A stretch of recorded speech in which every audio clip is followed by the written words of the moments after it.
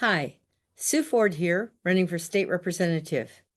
I've been talking with folks all across our district, and many are very concerned about the education of their children and grandchildren.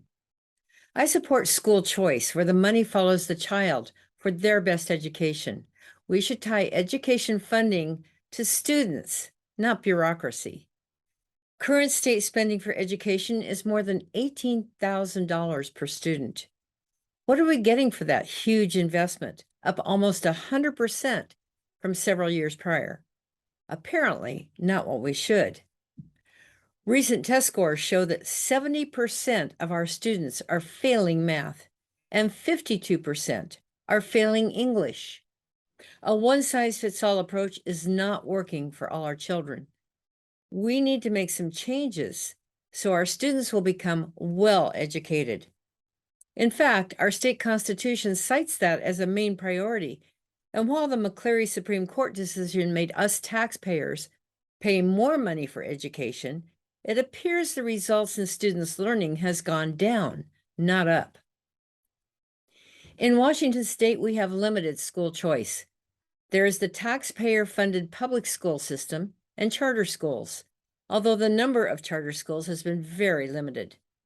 We also allow for private schools and homeschooling, which parents pay for in addition to the taxes paid for public school, which limits those who can choose that option to those who can afford it, leaving out many in the lower income bracket.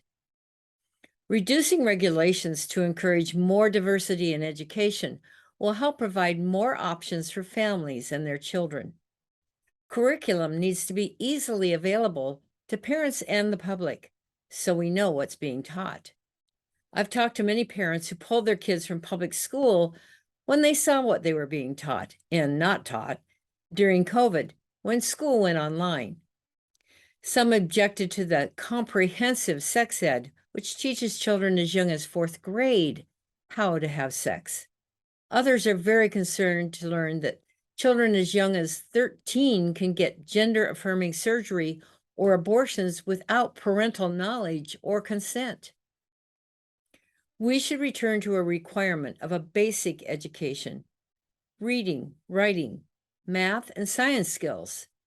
Here are some good ideas expressed by Washington Policy Center that would open up school choice for families, regardless of income.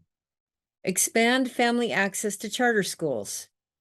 Expand access to choice in education.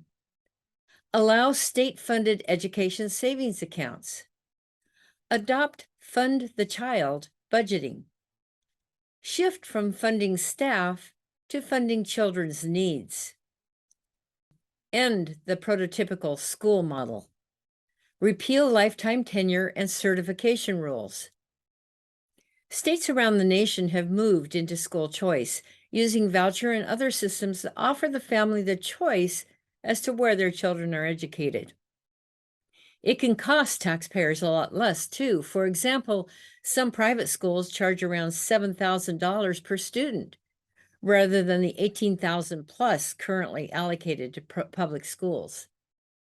It will also encourage competition, which breeds a higher standard and better results. Parents and students can choose what works best, whether it's public school, charter school, private school, trade school, or homeschooling. We need to open up more trade schools and apprenticeship programs as well, which create high-paying jobs in the trades. Currently, our system tends to group teach rather than stress the individuality of each person, and spends money based on regionalization and how many students are enrolled rather than the actual needs of each school. There's also a move toward teaching diversity, equity, and inclusion, also called critical race theory, where some groups of people are the oppressors and others the oppressed, which is very divisive, rather than unifying us as Americans. Remember our Pledge of Allegiance where it says, "One nation under God, indivisible"? Divisiveness brings its own problems, as we've seen in recent times. Throwing more taxpayer money at a problem isn't necessarily the answer, as we've seen in the homelessness situation, which has only grown worse despite the millions of dollars spent. but more about that at another time. Each child is unique and special. We need to remember that fact as we move forward toward a better solution in education. Until next time, I'm Sue Ford for State Representative. Thank you.